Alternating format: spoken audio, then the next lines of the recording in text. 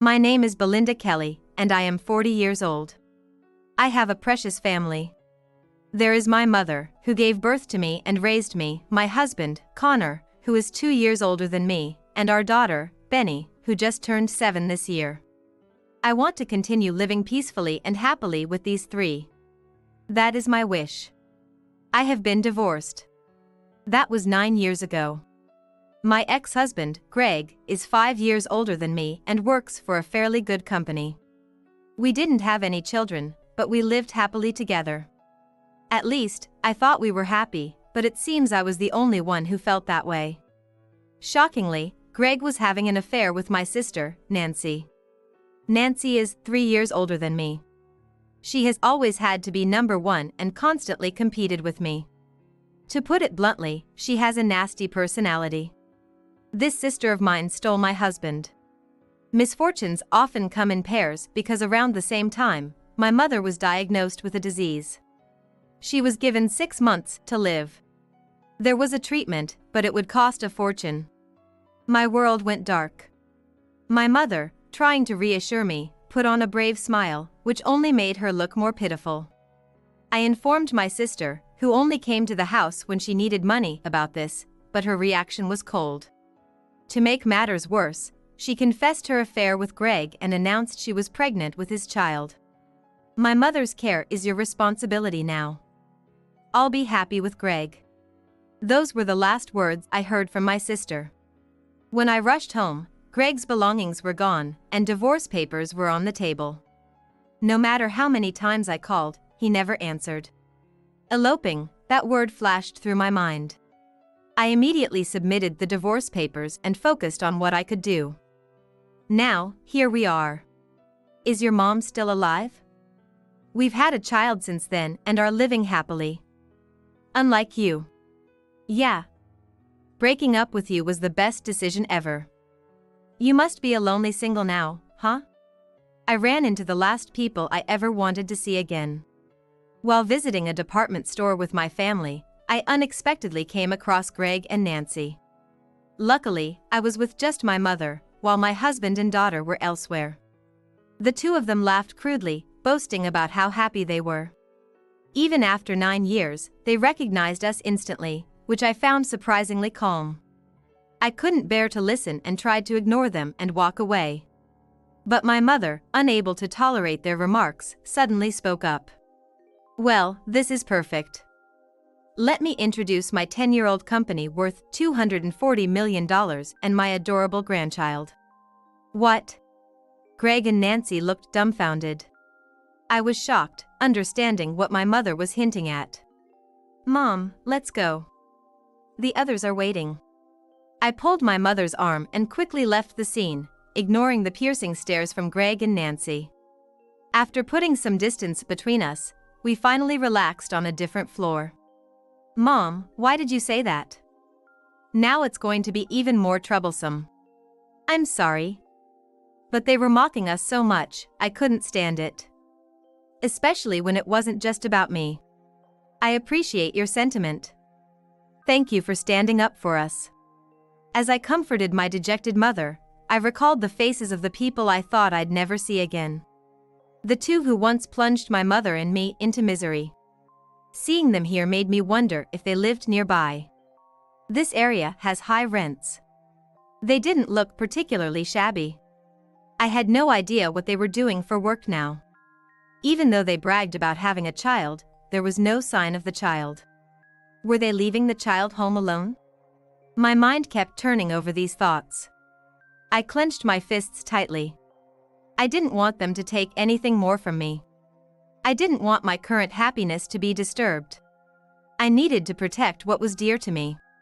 And I was now strong enough to do it. I made up my mind.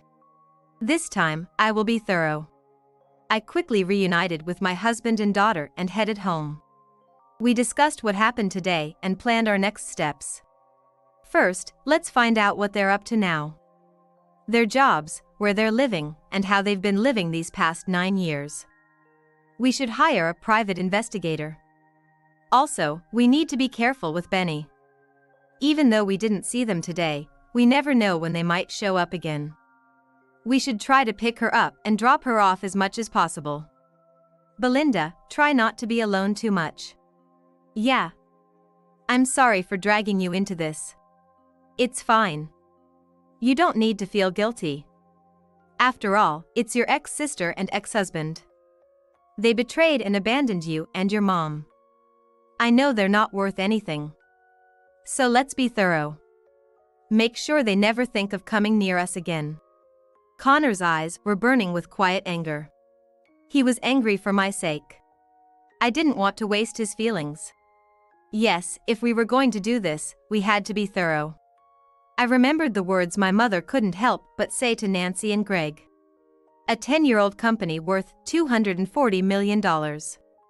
Even with just that bit of information, it would be easy to find out what she was talking about these days. She was talking about my company, where I serve as CEO. 10 years ago, a year before divorcing Greg, I started my own business. I had told Greg about it at the time, but he barely listened. He had no interest in anything I said and saw me only as a housekeeper. He probably thought I was joking when I mentioned starting a business. After the divorce, I threw myself into my work. Thanks to my efforts, the company grew rapidly. It is now a prominent player in the industry. All the money I earned went towards my mother's treatment. At first, she hesitated, but when she saw I wouldn't back down, she focused on her treatment. After 6 months, then a year, then 2 years, she fully recovered. During my career, I unexpectedly met my current husband, Connor. Connor worked for one of our business partners. After what happened with Greg and Nancy, I had trust issues with men, but Connor gently helped me heal. I fell in love at first sight, he once said, blushing. It felt natural to want to spend the rest of my life with him. We got married and were blessed with our daughter, Benny. Greg and Nancy used to think I was infertile. I suggested to Greg that we go to the hospital together, but he refused to listen. Looking back, I'm glad he didn't. Thanks to that, I now have a wonderful family. Now, I live in a prime location in the city with my mother, husband, and daughter. Connor lost his parents early, so he treats my mother with the same love as if she were his own. My mother retired early after her illness and now stays active around the house and attends lectures, having a vibrant life. Benny adores her grandmother and often clings to her, playing and calling her Grandma, Grandma. We have a picture-perfect, happy family. My family. I would do anything to protect it. A week later, I received a preliminary report on the investigation into Greg and Nancy. As I was reading it, the doorbell rang. I checked the intercom monitor and was startled for a moment. There were Greg and Nancy, making a racket with their loud, obnoxious voices. Belinda! Can you hear me?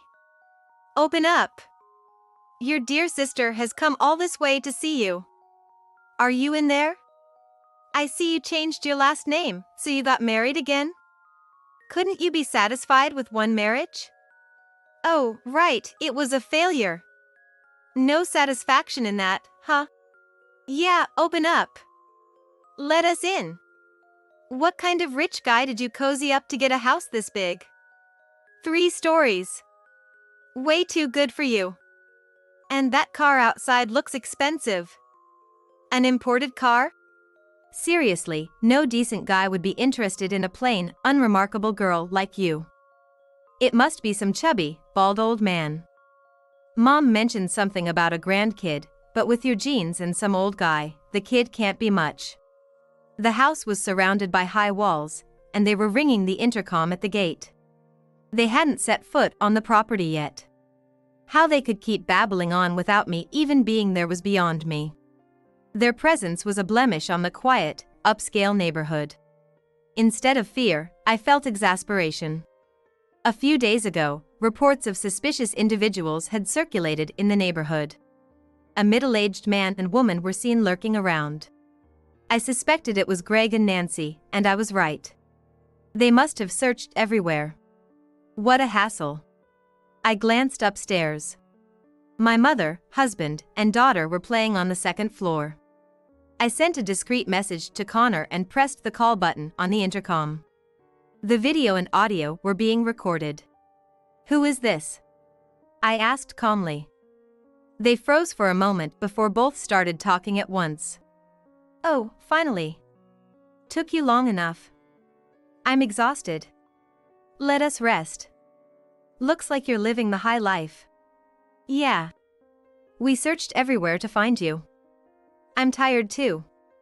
With a house this grand, it shouldn't be a problem to let us in to rest." "Let us in." I could hear the sound of them shaking the gate.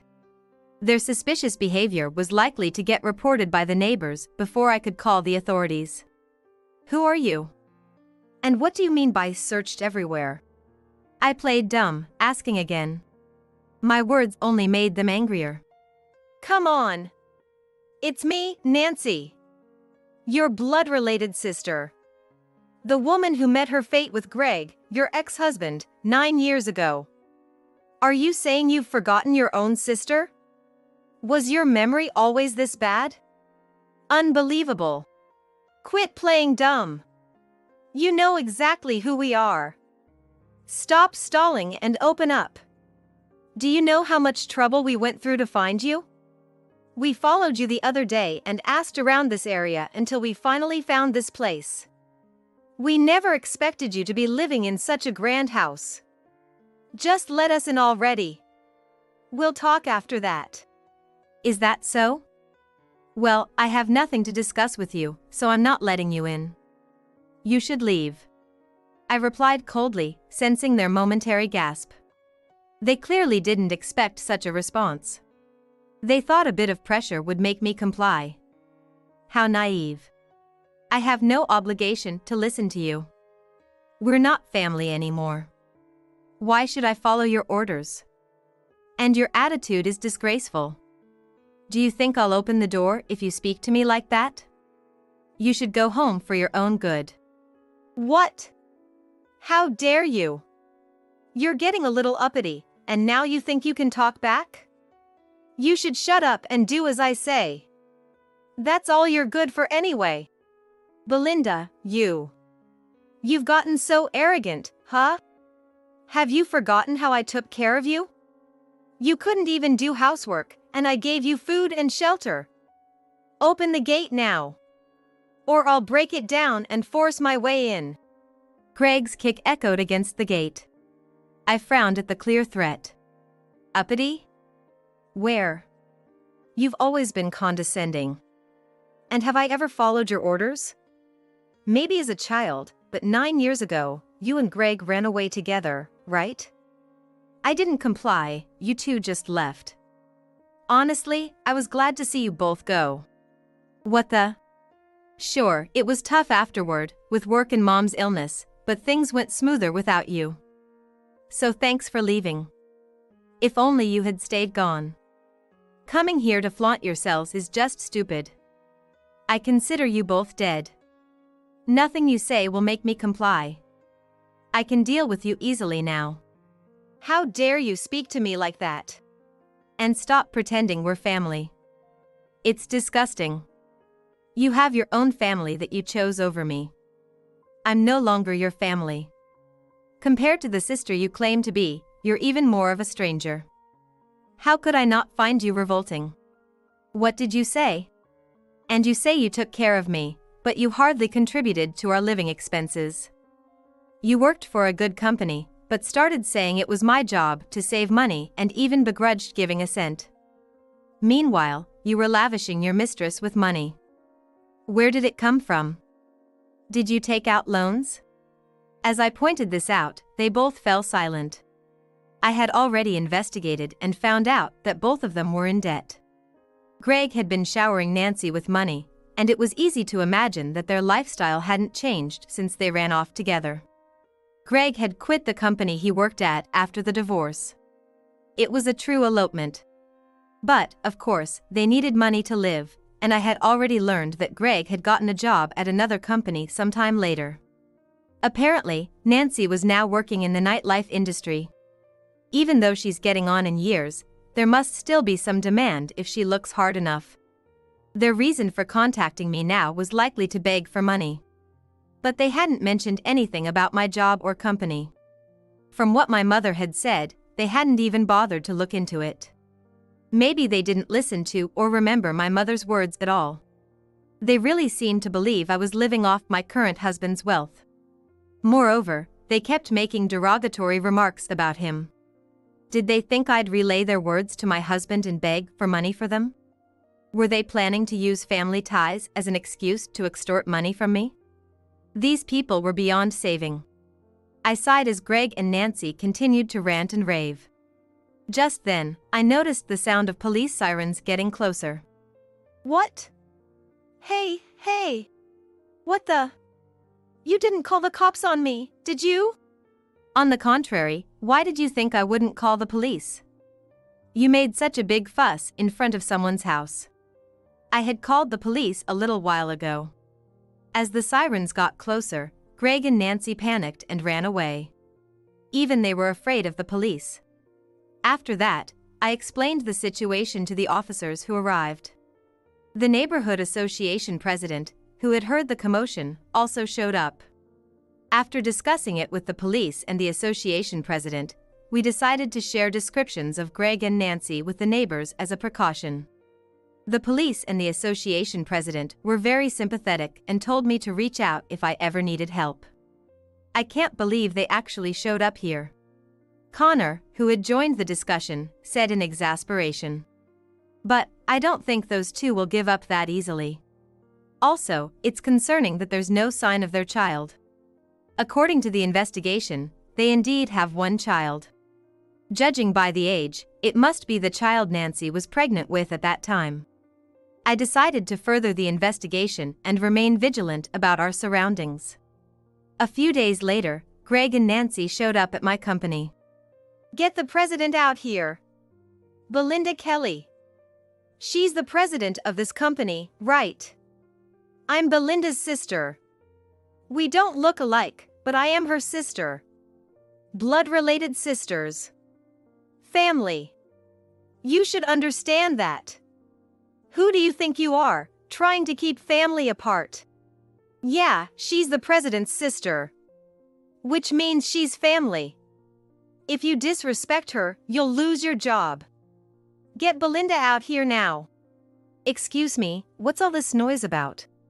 I called out to Greg and Nancy, who were making a scene at the reception desk. The receptionist looked at me with a troubled expression. When they noticed me appear behind them, they quickly turned around. Oh, finally. You're really the president of this company. I couldn't believe it, but when we looked into it, it's true. Just like Mom said, 10 years in business and making $240 million a year. I thought you were just living off a man, but did you build that mansion yourself? I didn't think you had started a company. You kept that from me, didn't you? But it looks like you've been very successful. This means you can help us without any problem. Excuse me, security. Can you escort these two out? I spoke to the burly security guard who had been watching the situation. He nodded silently and moved behind the two. The soundless movement startled Greg and Nancy. Wait! Didn't you hear? I'm her family. Do you think you can get away with laying hands on the president's family? That's not for you to decide. You were cold last time too. Don't you have any compassion? With $240 million, you could help us out a little. Why should I help you? What obligation do I have? The commotion at the company entrance attracted the attention of employees. I could have handled this in a private meeting room, but this was perfect. Greg and Nancy causing a scene, and me dealing with them calmly. I wanted everyone to see this. No worries, the trust I've built won't be shaken by such a minor uproar. Most employees probably remember the warning about these two that we circulated internally. So, what do you want? What are you trying to achieve? Well, we need help. With everything. Everything? Everything is everything. You have money, right? So help us. Oh, I see.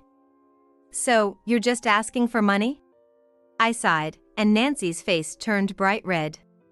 But she quickly recovered. Yeah, money. We need money. Can't you see? We're in trouble. Just help us out. If we had money, everything would be fine. Hey, Nancy. Greg was flustered by Nancy's outburst, but she glared at him, and he froze. Shut up. This is all your fault. You quit that good-paying job. You didn't have to quit. Even if people knew about the affair, you could have kept working. Then you finally found another job, but it's boring and pays little. Now I have to work too. What? You're the one who spent all my savings. You wasted it all. Who was the one running around and not taking care of the kid? I was planning to be a housewife. You didn't tell me you were quitting. I had to have the kid because it was too late to abort. If you're my husband, you should support me. And I thought you were better than Belinda. More beautiful and charming. But all you talk about is money. I didn't know you were so greedy. You tricked me. This is practically fraud. Their argument was loud and annoying. In the end, they only cared about themselves. The company you work for now, that's the one, right? When I mentioned the company name, Greg's eyes widened. How do you know? Because that company is a valued subcontractor for us. What? I hear you've been bullying subordinates and slacking off. Even if others think the job is unimportant, it's very valuable. How could you not understand that? This information came from the investigation report. Greg's current employer is a subcontractor for my company. Realizing this, Greg started to panic. That can't be. You didn't even know that? Maybe you should take your job more seriously. I don't have the power to fire him directly. But the company might decide he's causing problems and terminate him. I looked at Nancy. You bragged about being happy when we met recently, but that was just a front. If you were truly happy, you wouldn't be begging me for money. Well, I've investigated you too. Your child, John, right? There are rumors of neglect, both in the neighborhood and at school. What? Neglect? You don't know anything about my situation. Nancy's eyes widened. I work hard every day. I don't have time to care for an unwanted kid. She should be grateful for having a place to live. I don't care about her. If I knew it would be like this, I wouldn't have had an affair with Greg. Why are you, the one who was dumped, living better? Mom is still alive and doing well. My life shouldn't be like this. That's your fault, isn't it? Do you know the term self-inflicted? I was exasperated. You chose to have an affair, have a child, and live your life. You need to take responsibility for that. It was a mistake. Everything was a mistake. Hey, take this idiot back and give me money. Or give me your position. Let's trade. Don't be ridiculous. I scolded Nancy for her self-centered, childish thinking. I've been saying this, but we are strangers now. You abandoned me and Mom. You're selfish and stupid. I don't even want to think about being related to someone like you. Don't ever show up in front of me or my family again. If you do, I won't hesitate to take legal action. What? Are you saying you're abandoning your family? Not just me, but my child too. We're not family anymore, and don't bring up your child only when it's convenient. It's disgusting. I gave a signal to the security guard. He promptly grabbed the still screaming Nancy and the trembling Greg and threw them out. I had already called the police, so they arrived quickly, leaving no chance for the two to escape. They were sternly warned by the officers. I apologized to my employees and instructed them to return to work. I knew this wasn't the end. Determined, I clenched my fists and prepared for what was to come. Later, I received a report from the investigator that Greg and Nancy had been reported for child neglect. They had been planning to keep causing trouble by using my name, but after being harshly scolded by the police, they lost their spirit. They tried to grovel and plead with me, but I ignored them completely. Greg was fired from his job because of the rumors that he had caught my attention. His dismissal was welcomed, as he was already disliked by many. He quickly became depressed. Nancy, having lived an unhealthy lifestyle for years, fell ill. With no money for medical treatment, she has become a shut-in. Their child, John, was placed in one of the childcare facilities under my company's umbrella. It was only natural, given that Greg and Nancy were incapable of properly raising her. To prevent them from causing further trouble, I arranged for them to take on harsh, live-in jobs. Providing them with work, how kind of me. Meanwhile, my family and I continued to live a life of smooth sailing. After the recent chaos, I planned to take a break and go on a family vacation soon. The company was thriving, and we were planning to expand overseas in the near future. Thank you so much, Molly, for having our child. I'm so happy I could have Tim's baby. I can't wait for us to live together as a family of 3. Molly looked up at Tim with adoration. Although she came to celebrate the joyous occasion of giving birth to the beloved Molly, it seems there was a shocking betrayal. I will never forgive this, I muttered to myself in a voice so low that the two in the hospital room couldn't hear. Then, I burst open the door of the room. Tim's face was filled with astonishment upon noticing my presence. Nora! Why are you here? There's a reason for this. Tim was clearly flustered. However, Molly was smirking at an angle Tim couldn't see. Surely, she had intentionally called me to this scene. I decided to say with a forced smile to both of them, "Congratulations. The baby is adorable." And with that, I left the room. I won't let Molly have her way. I was determined for revenge and immediately set into action. I am Nora. This year, I turned 36. I work in sales at a major life insurance company. It's mostly women around, and the incentives are substantial. Hard work every day leads to sales performance, and it was the perfect job for me. And I have one best friend. That's Molly. We became friends in college. Molly was the cutest girl. She had her hair curled inward and dressed like a lady. That's why she was very popular among men, and sometimes she was even called out for dates. Molly was good at flattering men.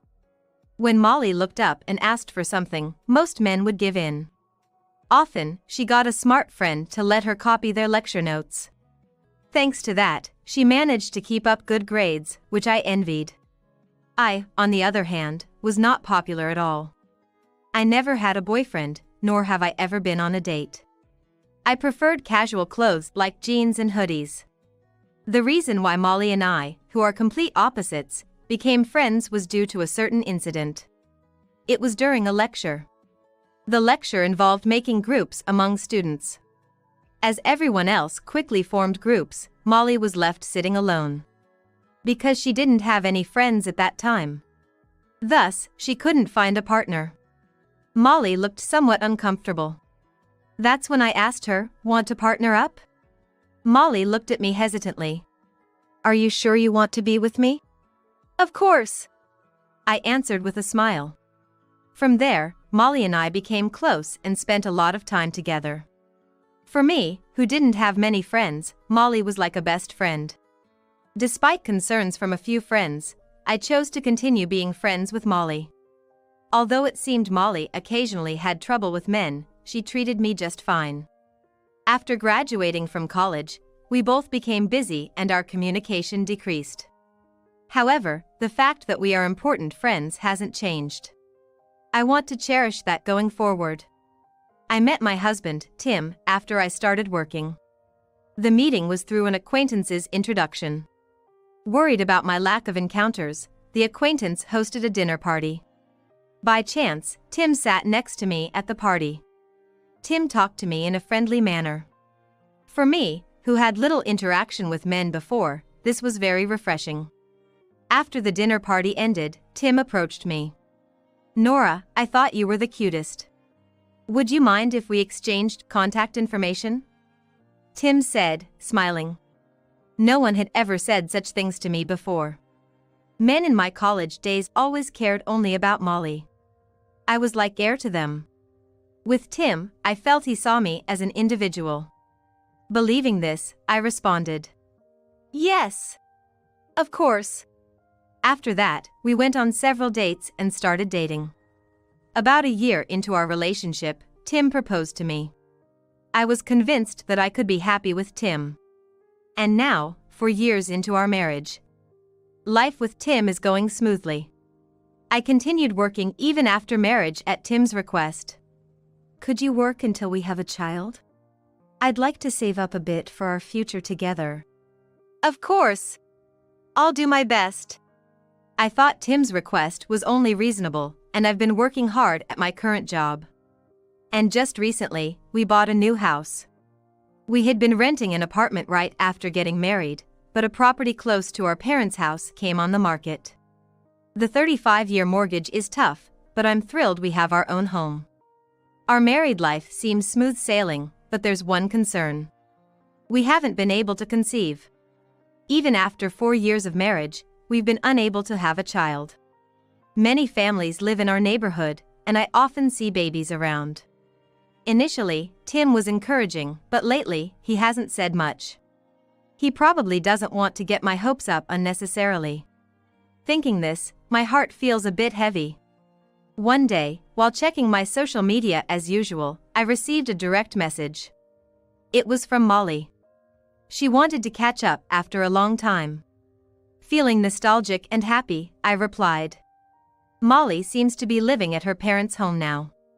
And coincidentally, we found out that her parents' house and mine are close, so we decided she would come over to my place on the promised Sunday. It's been a while, Nora. Your new house is lovely. Molly greeted me with a smile as soon as she arrived. Thanks. Let me introduce you. This is my husband, Tim.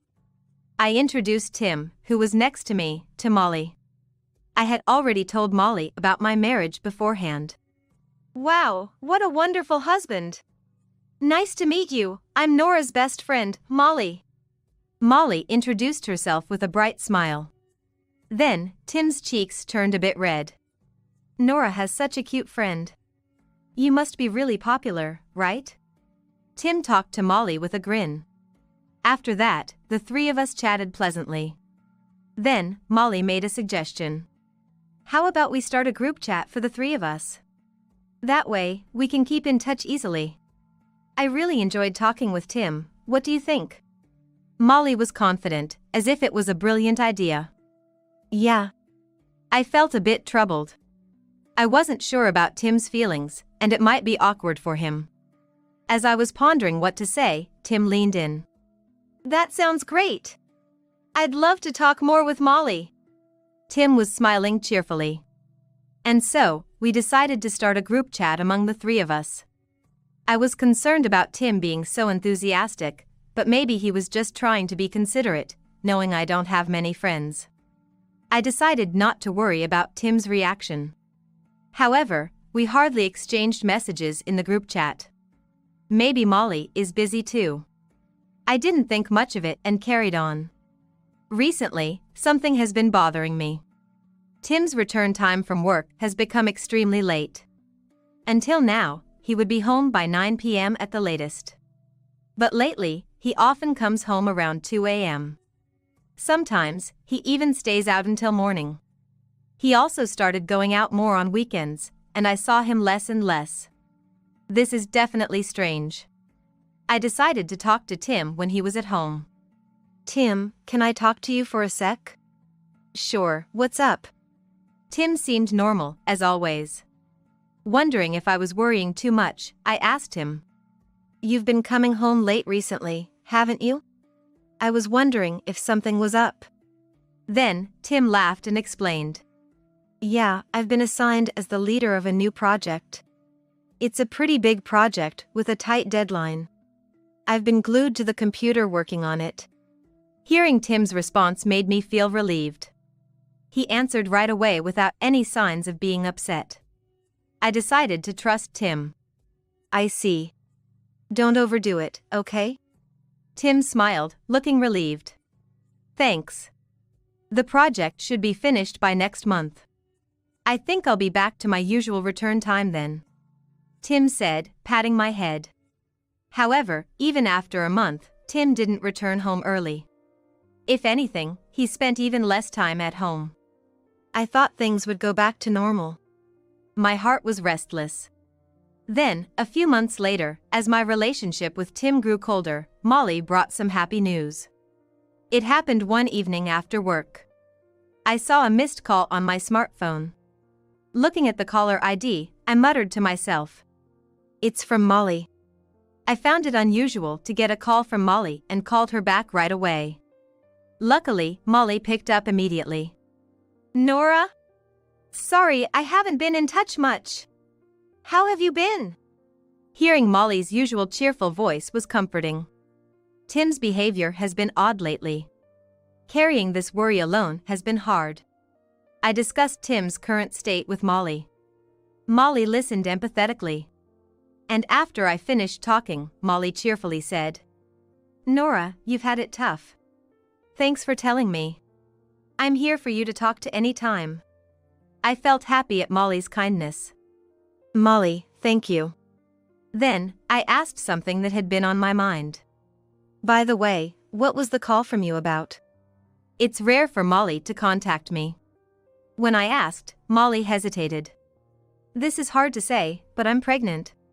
"Really? Congratulations!" I was truly happy about Molly's pregnancy. I honestly felt joy for my best friend Molly's pregnancy. Deep down, I want a baby too. So, while I congratulated her, part of me felt a pang of sadness. "Thank you. I'll let you know when I give birth. Come celebrate in the hospital." Molly seemed happy. And after that, we had some light conversation before hanging up. After the call, tears started rolling down my face. Molly was going to have a baby. But there was no sign of one coming to me despite my wishes. And the relationship with Tim, who was supposed to become a father, was cooling down. Indeed, there was no sign of Tim coming home today. Eventually, I spent the whole day crying alone. Some time passed, and I got a message from Molly. "I gave birth to the baby. Please come and see. I want you to celebrate, Nora." Congratulations, Molly. After receiving the call, I rushed to the maternity ward of the hospital where Molly was admitted. When I arrived at the hospital room Molly had told me about, the door was slightly open. I peeked into the room through the gap in the door to see if Molly was inside. That's when I saw a shocking scene. "Why is Tim here?" I muttered quietly to myself. For some reason, Tim was standing right next to the bed where Molly was sitting. And then Tim said something unexpected. "Molly, thank you so much for having our child," Tim said, tears in his eyes. "I'm happy I could have Tim's baby. I can't wait for the three of us to live together as a family." Molly looked up at Tim adoringly. "Of course. There's no child between Nora and me. I'll divorce her right away and be with you." "Really? Thank you, Tim. I love you." Molly spoke to Tim happily. I just glared at them in silence. I came to celebrate Molly's childbirth, only to find such a shocking betrayal. "I will never forgive this." I muttered quietly enough that the two in the room couldn't hear. Then I flung open the door of the room. Tim's face was filled with astonishment upon noticing my presence. And he was clearly flustered. "Nora! Why are you here? No, there's an explanation for this." Tim was clearly panicking, thinking about how to cover up the conversation I had just overheard. It was hard to believe this was the same person who confidently declared divorce a moment ago. I glared at Tim. And I stared sharply at Molly. "Nora." "I'm sorry." Molly apologized to me timidly. However, Molly smirked at an angle Tim couldn't see. As if to say she had one. Surely, she had intentionally called me to this scene. I never thought I would be betrayed in such a way by a friend I believed to be close. Such an infuriating woman. I deliberately said with a smile to both of them. Congratulations. The baby is adorable. You two should live happily together. Huh? Ignoring the stunned Tim, I said, well, I have things to do. So, I'll be leaving now. And left the room. I won't let Molly have her way. I was determined for revenge and immediately set into action. I went straight home. I packed only my belongings and immediately called a handyman service. Then, I made a bold request to the handyman who arrived. Please dispose of everything here right now, I said, asking them to throw away Tim's belongings. My belongings fit into just one suitcase. Only valuable items and clothes, that's all. The furniture and appliances were purchased by Tim. I had agreed to pay back the mortgage on the house in my name in exchange for Tim buying the furniture and appliances. So, they were all unnecessary for me. The disposal cost was quite high, but I planned to bill Tim and Molly for it later. Then, I contacted a real estate agency and requested an immediate buyback. To sell the house and land. Fortunately, the house was fairly new with little degradation. Plus, it was close to the station and convenient. Therefore, the purchase price was better than expected. I was worried because there was still a lot of mortgage left, but it seems I could offset it to some extent. Thanks to the handyman service, the inside of the house was emptied. Tape was put up outside to prevent trespassing. A for sale sign from the real estate agency was also placed. It was no longer my house. I felt a bit sad, but I just took my suitcase and went back to my parents' house. And 5 days later, it was about time for Molly to be discharged from the hospital. As I was thinking about it, my smartphone received multiple calls. The caller was Tim. Despite ignoring it, he kept calling. Hello. I reluctantly answered the phone. Nora? Where are you now? Tim sounded panicked as he spoke. I told him firmly. It doesn't matter where I am, right? You're only interested in Molly and the baby. You are hardly ever at home anyway. Perhaps because I spoke the truth, Tim was at a loss for words. But thinking that staying silent wouldn't progress the conversation, Tim began to speak hesitantly. Molly was discharged with the baby, so I came back home only to find it turned into a house for sale. I was planning to live here. What's going on? I was half amazed that he only noticed now. Plus, it seemed Tim intended to bring Molly and the baby to the house in my name. It was too ridiculous and appalling. At that moment, something piqued my curiosity. Where have you been until now? I would have expected him to call sooner. Yet, he only called today. That's way too late. Tim hesitantly answered. At a hotel. According to him, he stayed near the hospital all this time. For Molly after childbirth. Molly's hospital room allowed for mother and child to stay together, spending most of the time with the baby until discharge. But taking care of a baby right after birth is hard. So, Tim decided to help with the care during visiting hours. I was surprised to hear Tim's story. You still had paid leave left? I thought you'd have used it up by now.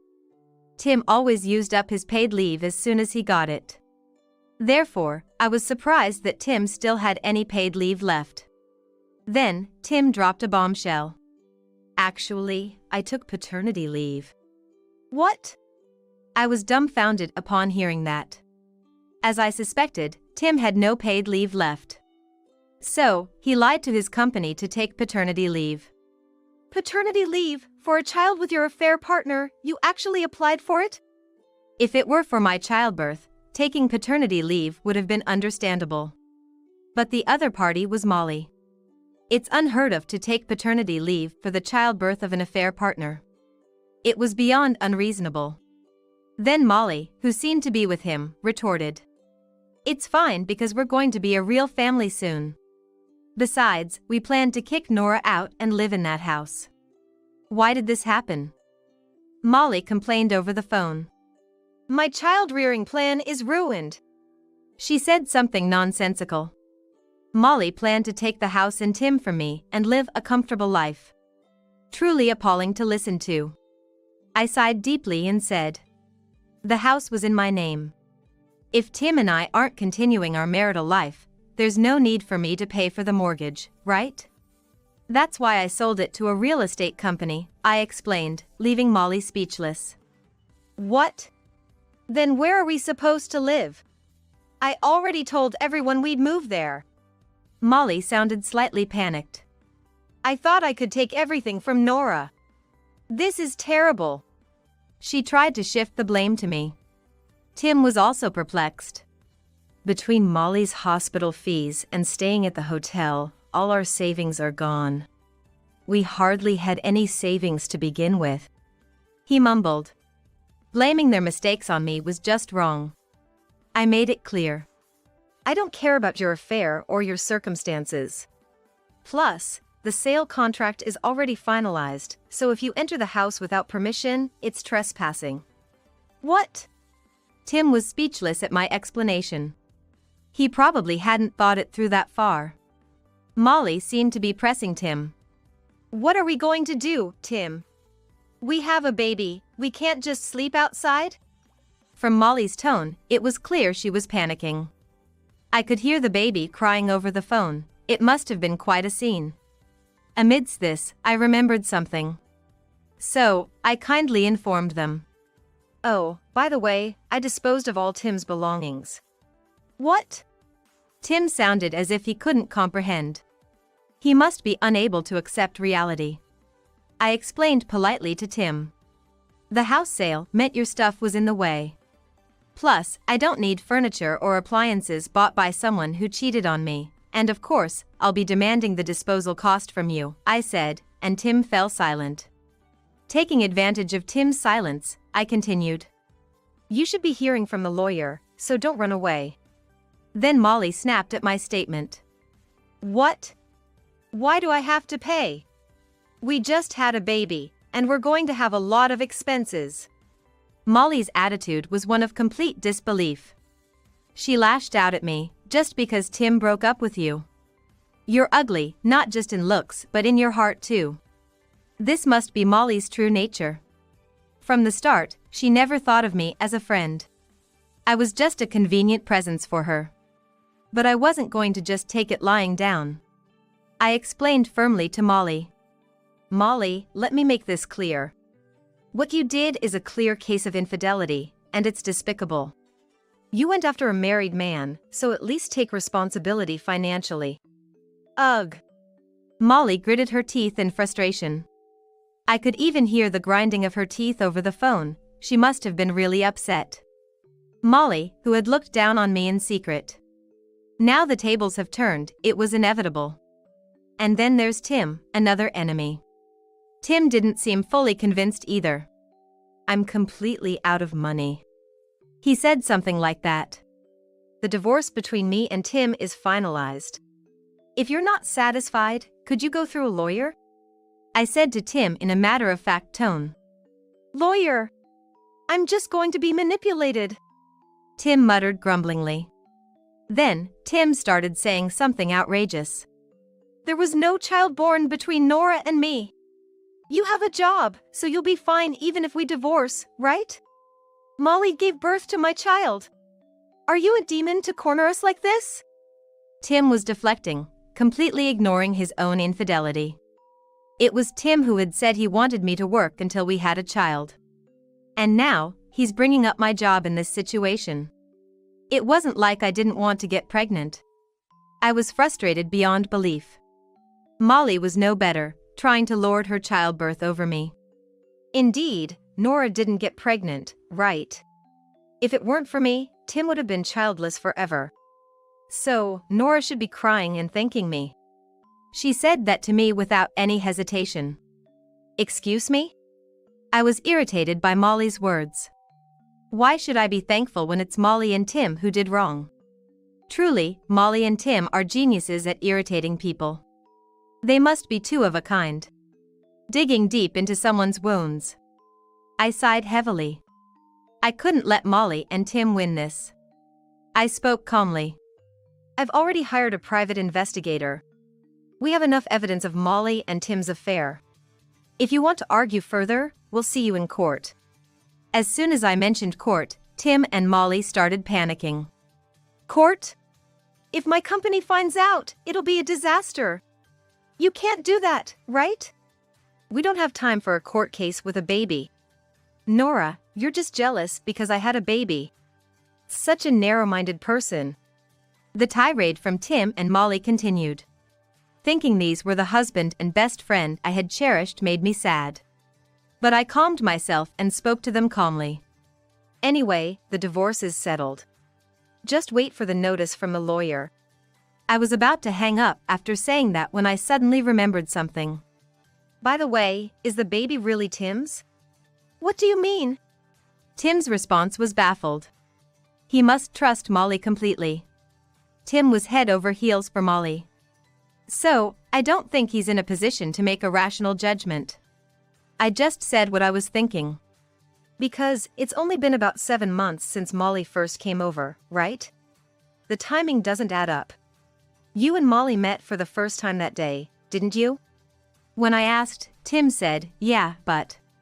Molly, thinking it was bad, cut into our conversation. Tim, we were talking about other things, right? We have to do something about that. She spoke to Tim. Her tone was clearly panicked.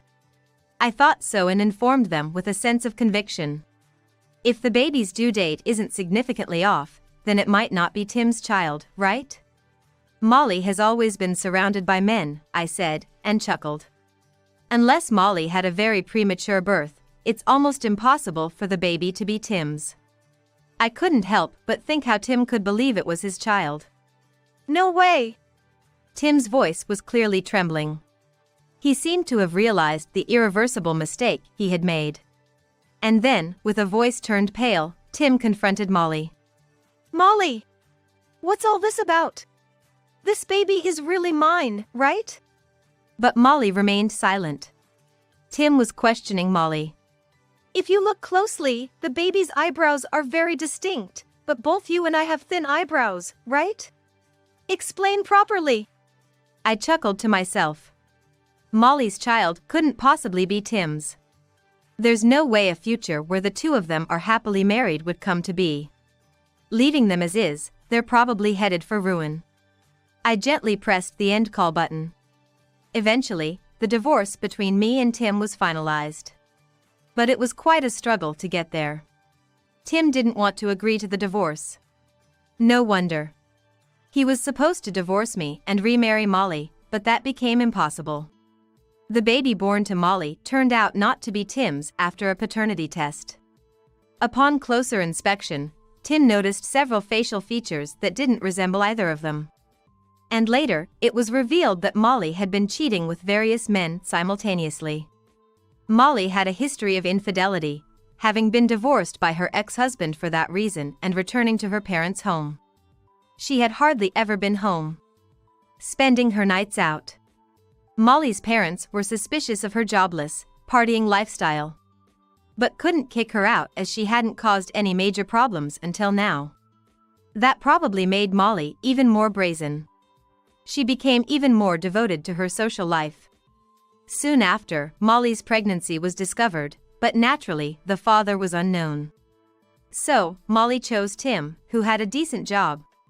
Among her other affair partners who were freelancers or worked for small companies with low salaries. They all looked good, which made them suitable for her flings. But with such men, a comfortable married life was out of the question. Hence, she targeted Tim. Molly planned to kick me out and live luxuriously off Tim's income. However, her plan failed when it was revealed the baby wasn't Tim's, leading to their separation. Moreover, I heard that among Molly's affair partners, there were other married men as well. Her parents were furious over this incident and disowned her. And then, they supposedly kicked Molly out of the house. Given Molly's past behavior, this outcome was inevitable. Molly's child is being raised by her parents. Probably because they knew Molly couldn't do it. Molly's parents will surely face a lot of hardship from now on, but I'm glad that the baby won't have to suffer. Molly has been missing since being kicked out of her home. The future of a woman in her late 30s without a home or job is easy to imagine. She's likely in a difficult situation. But it's all due to her own actions. I hope she reflects on them. As for Tim, after our divorce, he was fired from his job. The reason was the discovery of his fraudulent paternity leave. Taken to accompany Molly during her childbirth, an obviously unacceptable act. He had taken leave under the pretense of my childbirth. But with our divorce and the revelation that I wasn't pregnant, his lie was exposed to his company. After being reprimanded by his company, Tim had no choice but to explain the situation. He received quite a scolding and, it seems, was fired. I knew about this because Tim contacted me. I got a call from a payphone on my smartphone, and it was Tim. I tried to hang up immediately, but Tim, crying, begged me to listen. Reluctantly, I heard him out and learned what had happened. Through tears, Tim pleaded with me. Please, give me another chance. I've been fired, and I have nowhere to live. You're all I have left, Nora. Despite his tears, his words didn't touch my heart. After all, Tim was the reason for our divorce. I sighed heavily and said, I'm really fulfilled right now. There's absolutely no way I would remarry you, Tim. After telling the sobbing Tim not to call me again, I hung up. Then I went straight to the mobile carrier and changed my phone number. I probably won't have anything to do with Tim ever again. A year and a half has passed since then. I'm living very happily now. That's because I've found someone important to me. In fact, I remarried after going through matchmaking. Determined to be happier than Molly and Tim. And I married a man 3 years older than me, who is calm and works in accounting. He's serious by nature. Compared to Tim, he might look plain, but his faithful demeanor left a good impression. After dating for about half a year, my husband and I got married. But that's not the only reason I'm happy. I'm pregnant with a long-awaited baby. We don't know the baby's gender yet, but my husband and I are counting down the days until the due date. I remember crying out of frustration when I found out about Molly's pregnancy. Now, those events feel incredibly nostalgic. Marriage and childbirth aren't the finish line. I think that's where everything starts. I'm happy I can start this journey with my kind husband. I'm looking forward to living happily with my husband and our soon-to-be-born child. Hey, ugly. Is that your kid? A defective product just like her mom. These were the words thrown at me by my ex-husband, Sean, as he scrutinized me and my daughter, who was sitting in the wheelchair I was pushing, from head to toe, immediately upon our reunion after 13 years. I was about to retort with some foul language when Ken, my current husband, spoke up from behind me, "What's wrong with my daughter?" His deep baritone voice resonated so well that not only I, but also the people around us couldn't help but turn around. However, I might have been the only one to notice the chilly undertone in his voice. Looking back at Sean, I could see his face had turned pale. My name is Rika. I'm 35 years old. I'm a stay-at-home mom living with my 3-year-old daughter Natalie and my husband Ken, who is 3 years younger than me. The house we currently live in was originally built by Ken's parents. Right after Ken and I got married, my mother-in-law passed away suddenly from an illness, leaving her elderly husband living alone. We couldn't just leave my father-in-law by himself, so Ken's parents handed over the house they lived in to us and moved in with my father-in-law. However, one of the reasons, probably, was that they were worried about Ken's financial situation just after he had started his own business. They wanted us to live in their house without having to pay rent, which was a significant decision for us. I was overjoyed by my in-laws' kindness and, until Natalie was born, I used to visit my father-in-law's house every other day, helping with hospital visits and household chores. After Natalie was born, I slowed down a bit, but still made it a point to visit with Ken at least twice a month, helping out wherever we could or giving my in-laws a break to go relax at spa resort. My in-laws always expressed their gratitude, saying, "We're really thankful for all the help, especially during such a busy time with the baby," and Ken has indeed married a wonderful person.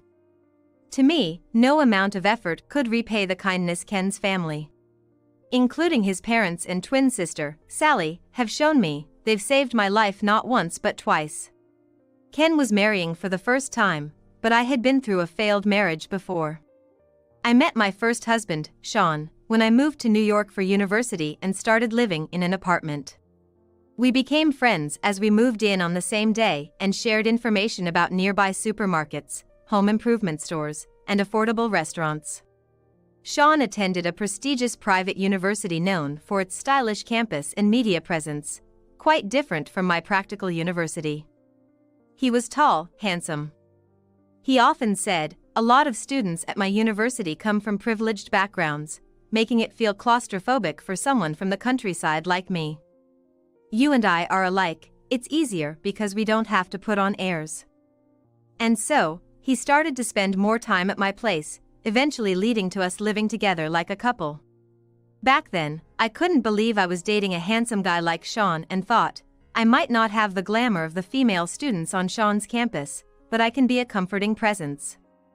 I ended up doing all the housework like cooking, cleaning, and laundry, which, in hindsight, was absurd. A man who seeks comfort right at the start of a relationship is hardly ever a good sign, as that comfort is purely self-serving. Because that comfort is just an abbreviation, but it is, in fact, the very egoism that makes it easy for him. But love is blind.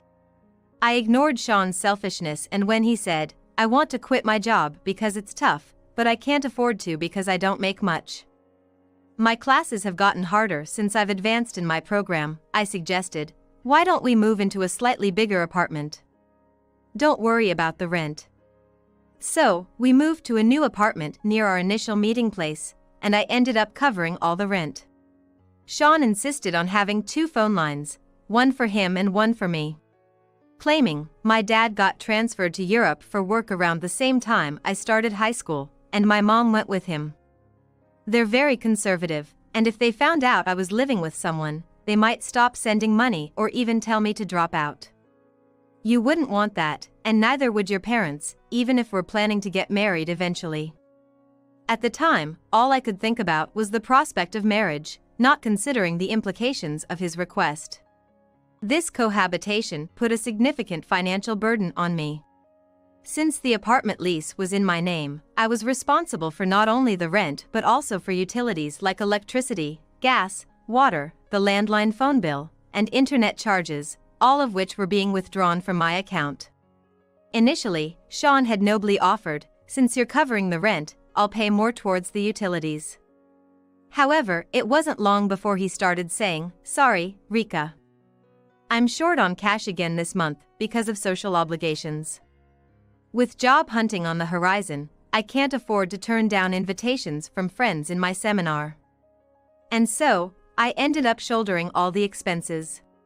Before I knew it, I was also paying for groceries and even the beer Sean drank after his baths, with Sean's contribution being limited to the occasional delivery pizza when his friends came over to hang out. Moreover, whenever he invited seminar or club friends over, he'd tell me, "I haven't told them we're living together because it'd just lead to awkward teasing. You should stay away from the apartment for the day." Outside of university classes, all my time was consumed by part-time jobs and household chores, leaving me with no one to confide in, rant to, or seek refuge with, forcing me to spend nights at manga cafes or diners. The summers were tough, but waiting on a park swing in the cold early mornings for the time when I could return home, without enough money for warmth, I couldn't help but cry, wondering, what am I even doing with my life? As Sean and I reached our senior year and began job hunting in earnest, I finally snapped, accusing him of living like a leech. "You need to start contributing to our living expenses." Immediately, he switched to a soothing tone, "I'm so sorry, Rika. I've just been taking your kindness for granted. Please don't be mad at me." His attempt to appease me was blatant, but it only highlighted the imbalance in our relationship. The next day, Sean, unusually, came to pick me up from my part-time job. When we got back to the apartment, he had cleaned up the place and prepared a dinner he seemed to have gotten from a department store basement food hall, complete with a bouquet, wine, and even a cake. It was the first time I felt truly touched by Sean's thoughtfulness during our long relationship. He then presented me with a ring from a popular casual brand at the time, saying, "This is all I can afford right now, but someday I'll buy you a diamond worth 3 months of my salary." I remember blurting out a cliché about being the happiest I've ever been when he put the ring on my finger. But that was the only happy memory I had. Soon after, Sean said, "I'm torn between getting a job or studying abroad. But if things stay as they are, I'll just end up relying on you again, Rika. It's a critical juncture in my life, so I want to try doing things on my own for a while." And with that, he moved out to share an apartment with friends. Left suddenly on my own, I was anxious, but Sean left some of his belongings with me and still contacted me twice a day by email or phone, so I thought, I shouldn't mope around. I need to focus on my job search too. I managed to get an offer from my first choice company, a mid-sized trading firm, but around that time, I started receiving strange calls on the landline registered in Sean's name. Naturally, I'd hear the messages left on the answering machine, with ominous words like, "We'll be in trouble if you don't repay us by this week, and don't take us lightly." I quickly contacted Sean's cell, but he just brushed it off, saying, "It's nothing, don't worry about it." Then, letters began arriving in the mail, filled with words like payment reminder and final notice. When I confronted Sean more forcefully, he snapped, saying, "Stop nagging. I've been putting up with someone as ugly and defective as you this whole time, so the least you can do is pay this off as a thank you." After that, he stopped answering my calls. Deceived by his regular contact, I realized too late that I hadn't asked for Sean's new address. When I tried contacting his university, they refused to give me any information, saying, "We can't disclose that to unrelated individuals." Desperate for any clue, I opened some of the cardboard boxes Sean had left in the apartment. Inside were documents from several finance companies hinting at debts, old clothes with no resale value, and a used, outdated laptop. There was nothing that could lead me to Sean's parents' address or his current whereabouts, making me realize I was nothing more than a source of money to him. But things got worse when, not long after losing contact with Sean, 2 men in suits showed up at my apartment, informing me that as Sean's wife and guarantor for his debts, I was expected to repay them promptly. The additional blow at a time when I hadn't even recovered from the shock of being abandoned by Sean was enough to devastate me. It was Ken and his family who rescued me from this situation. That's why I've always wanted to do everything I can for my parents and Ken. However, as I was pushing my daughter Natalie's wheelchair through the mall, I had an unexpected reunion. That was with Sean, the man who had betrayed and abandoned me 13 years ago. He looked at me and Natalie rudely, then approached with an unpleasant smile. And the first thing he said was, "Hey, ugly. Is that your kid? A defective product just like her mom." I was about to lose my temper, not just at the insult to me but to my innocent daughter, when a man stepped in between Sean and me. It was Ken, my husband. "What's wrong with my daughter?" Ken asked, his voice carrying clearly. Passers-by stopped to see what was happening. But Sean, for some reason, turned pale and didn't retort. As Natalie and I looked back and forth between Sean and Ken, Sean, unable to withstand the surrounding gazes, snapped at Ken, "This is private. It's none of your business, right?" But Ken, unflustered, replied, "I'm involved because it concerns my family. Otherwise, I wouldn't bother speaking to someone like you." Then, turning to Natalie, he said with a smile, "Mommy and Daddy have some business to take care of. Auntie will be here soon to pick you up, so why don't you go to her house first?" Hearing that, I couldn't help but exclaim, "What?" However, Natalie, who is unusually composed for her age and not easily surprised, said, "Okay. Since it's a celebration, make sure you come early." Soon after, Ken's sister, Sally, arrived with her children, and Natalie left with them, leaving the scene behind. Then, Ken, losing the initial momentum and slightly stooping towards Sean, who seemed somewhat diminished by the confrontation, pressured with a half-smile, "Let's have an adult conversation, shall we?" It's best we move somewhere else rather than providing a free show for the public. Sean, not particularly short but significantly overshadowed by Ken's near 6 feet 3 inches stature, and faced with Ken's unsmiling gaze, probably thought it better than being gawked at by onlookers and surprisingly agreed to Ken's suggestion to change locations. The three of them took a taxi and arrived at the building housing Ken's office.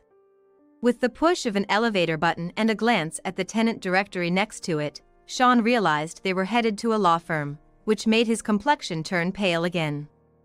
But it was too late to run away, so he reluctantly joined them in the elevator. On his supposed day off, Ken appeared with a stern face, bringing his wife, me, and a guest, which surprised the office staff. However, by the time we were escorted to the back reception room, they had regained their composure. Watching Ken's profile, I too managed to calm my nerves. The only one who remained visibly restless and uneasy was Sean. Seeing Sean state, Ken, with a sly smile, placed a stack of documents on the table after asking a staff member to bring them and casually mentioned, "It's terrifying how coincidences work, isn't it? To think we'd meet the very person involved before showing this investigation report to the chairman." Sean's complexion grew even worse upon hearing this, but I had no idea what they were talking about. Noticing my confusion, Ken began to explain to both Sean and me. The chairman he mentioned was a major client of Ken's office, the current chairman of a machine tool manufacturing company. Recently, the chairman personally summoned Ken to the company's headquarters, where he was introduced to the chairman's youngest daughter, who had just returned from studying in the United States. The chairman had a special request. He wanted an investigation into a man's background to be kept confidential. And there, in the sales department, was none other than you, right? Sean Smith? Well, you were using a different spelling for Sean back then, Ken continued with a grin, making Sean's face grow even paler. Ken went on to explain that the chairman's granddaughter, while studying in France, had formed a relationship with a man at the same graduate school, promising each other a future together. This man had dropped out of a university just before graduating and moved to France to enroll in a local university. After graduating, he worked for U.S. company's local branch but left, seeking further education in graduate school. The granddaughter, a smart woman, had fallen deeply in love with this man, who supported her through the homesickness after enrolling in a French university. Having completed her master's degree earlier than him, she returned to Japan with him and asked her grandfather, the chairman, to approve their marriage and to consider him for a position in the family-owned company. The chairman was completely unaware of this man's existence around his granddaughter in France. However, the executive director, the chairman's daughter, had met the man several times during business trips to France and had been introduced to his parents stationed there. The executive director thought it too sudden for her adult daughter to marry and immediately join the family business as a future executive. So, after a private discussion between the doting grandfather and the executive director, they discreetly commissioned Ken's law firm, which had a long-standing relationship with their family, to investigate Sean. Feeling a bad premonition, I asked, "Don't tell me, that man isn't Sean, is it?" But before Ken could answer, Sean snapped back, "What? It's a problem if it's me. We've been over for ages, and who I marry has nothing to do with you." Sure, Sean was a part of my past I'd rather forget, and I had no interest in his current affairs, but there was plenty I wanted to say to him out of spite. Separated, yes. But right before that, you filed for our marriage without my consent, made me a guarantor for your debts, then disappeared. I shouted, and Sean seemed taken aback for a moment but quickly smirked. "You say that, but you wanted to marry me back then. I just made your dream come true, and in return, you helped a bit with my debts." Pointing at Ken, he continued, "I was worried when I had to update my passport at the embassy. But when I checked back here, I was relieved to find I was single. I never thought someone as ugly and defective as you would have someone else willing to take you in, so I was worried you might be waiting for my return." Just as I was about to lose my temper again, Ken stepped in. "I thought you had been quiet because you were reflecting, but a scumbag will always be a scumbag," he remarked, then smoothly explained how our marriage was annulled, leaving Sean officially single. It turns out, when Sean disappeared and debt collectors came for me, Ken's father, my father-in-law, was the first to offer me advice. One of my part-time jobs was tutoring, and at that time, my student was Ken's twin sister, Sally, who has now become my sister-in-law. Sally was a bright kid but had started to skip school due to being ostracized by her classmates. Hired by her concerned parents, I learned that Sally was excluded for standing up for a friend who was also being ostracized. Trying to cheer her up, I not only helped with her studies but also listened to her problems, which endeared me to her parents and grandparents, who began treating me like family. Sally happened to be visiting with her mother to share the news of her recommended admission to the college she wished for, right when the debt collectors showed up at my apartment. Shocked by my exhausted state and furious to learn about the marriage registration done without my consent and being made a guarantor for debts, she immediately contacted her father and grandfather, who brought me to this law firm. From there, my father and grandfather mobilized all their resources to resolve the situation. They started by filing for annulment due to the unauthorized marriage registration and negotiating with the financial institutions about the invalidity of me being made a guarantor against my will. It was a tough battle, but given their expertise in this field, they managed to successfully resolve both issues, I was told. Facing a lawsuit for annulment and dealing with stubborn financial institutions was a tremendous effort, especially as Sean was nowhere to be found. Meanwhile, overwhelmed by this sudden misfortune, the shock of being abandoned by Sean, and the turmoil that jeopardized my college graduation and employment offer, I worried about how I could ever afford the attorney's fees. That's when my grandfather-in-law offered me a job at this firm, where I worked diligently. I was hoping to repay them in some small way. Despite my efforts to pay the attorney's fees, the Bar Association's regulations only allowed me to cover the actual expenses with a little extra. Thanks to their efforts, the marriage was ultimately annulled, and I was also released from being Sean's guarantor for his debts. So technically, you're not Rika's ex-husband. You're just a blemish on her life, they told Sean. Still, Sean seemed unable to grasp the gravity of the situation, retorting, "Well, having a marriage history with such a woman would be boring anyway. And as for the debts, they're probably statute barred by now, so it doesn't matter." At that moment, Ken burst into laughter. Facing Sean's confused reaction, Ken retorted, "The statute of limitations hasn't kicked in. I believe you'll be seeing some collection efforts starting this coming week." Sean might have thought that after 13 years, his debts were time-barred, but thanks to my grandfather-in-law, I was removed as a guarantor. The financial institution, unable to track down Sean, devised a plan and transferred Sean's debt to a debt collection agency they had ties with.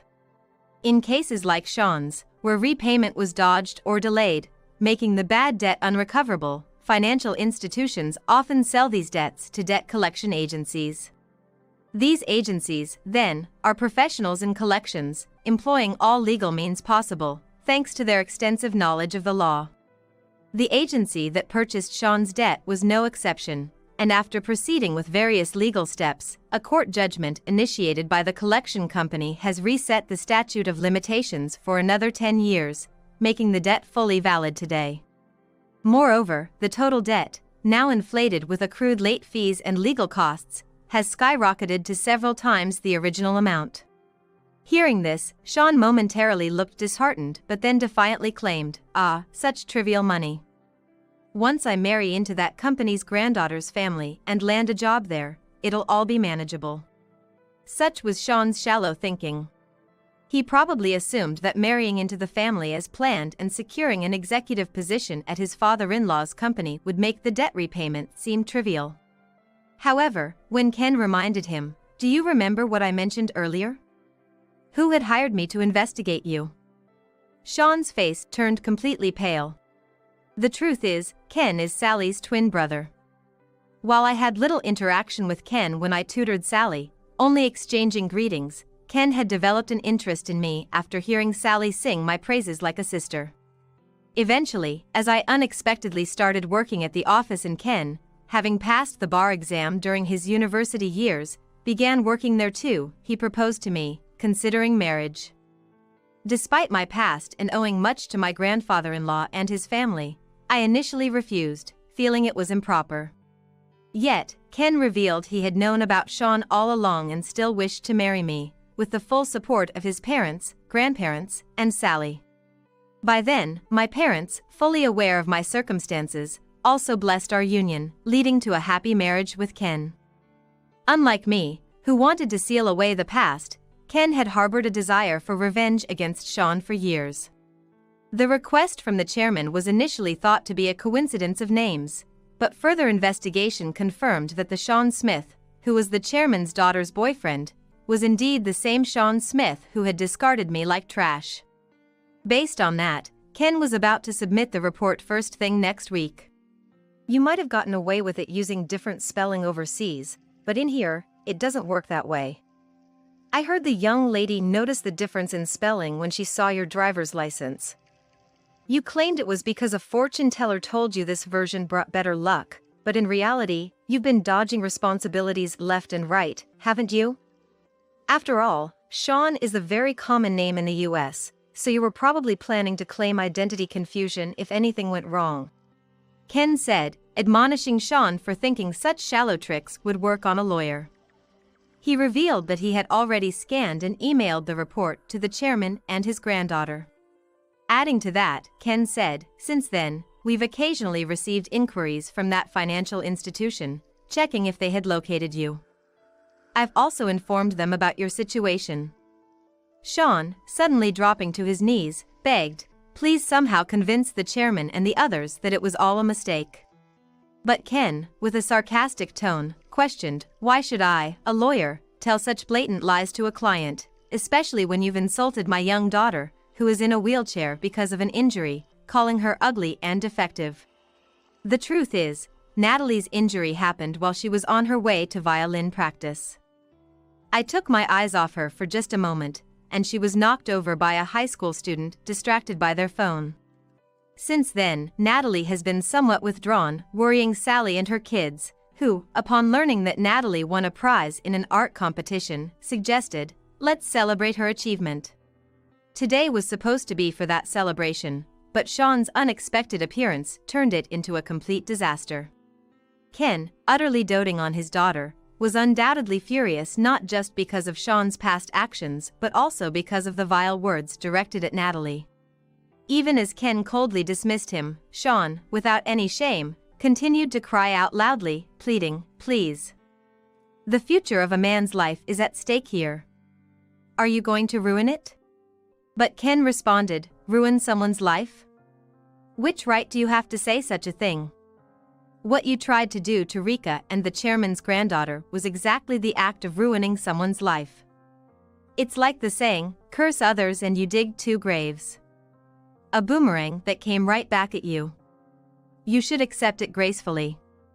When Sean still tried to cling to him, Ken brushed off his arm and said, the exit is that way, calling the building's security to escort Sean out with a flick of his hand.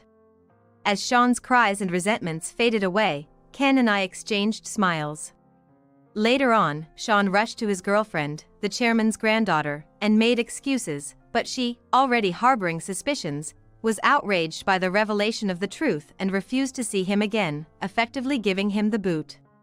However, the chairman and the executive director, upset over their beloved daughter and granddaughter being hurt, took further action. Sean, attempting to reconcile and bombarding her with messages and emails, was reported to the police for suspicion of being a fraudster trying to marry and infiltrate the company with a fake resume. While it didn't escalate to a criminal case, a warning was issued for the stalking. Sean, persistent in continuing his harassment, was eventually arrested and prosecuted. Though he received a suspended sentence with probation instead of jail time, the conviction meant he could find employment nowhere, not just outside of Tokyo but across the entire country, despite superficially returning to his normal life. Finding himself in a desperate situation, Sean once again tried to go to America, hoping to find employment there, but with a criminal record, he struggled to obtain a visa and had to give up on that plan. Moreover, after learning everything from the chairman and the police, his parents disowned him, leaving Sean truly alone. Facing unavoidable debt repayment, He tried to find odd jobs, but, without a smartphone due to being blacklisted, an expired driver's license, and no fixed address, decent work was impossible to come by. I heard through the grapevine that he ended up working for a shady handyman service introduced by the debt collectors, living in a dormitory with no privacy and working from dawn till dusk. But I decided to forget about it as soon as I heard, as it had nothing to do with me. On the other hand, Ken and I moved from our suburban house to a condo near the private elementary school Natalie plans to attend, once her injury had healed. Natalie, who has been averse to taking the train since the accident, liked the bus accessibility and the view from our high-rise apartment, seeming happier every day. The previous house was a remodeled version of Ken's parents' home, so when Ken suggested selling it to move, I worried about what his parents would think. However, they, enjoying their second life in a warm seaside town, told us, the happiness of our son, his wife, and our granddaughter is what matters most. Don't worry about us. They actually encouraged us to go ahead with the move. Being closer to my workplace means more time spent with the family than before. It was a good decision, Ken, enjoying the new life as much as Natalie, said. Watching them, I've been thinking about trying something new myself,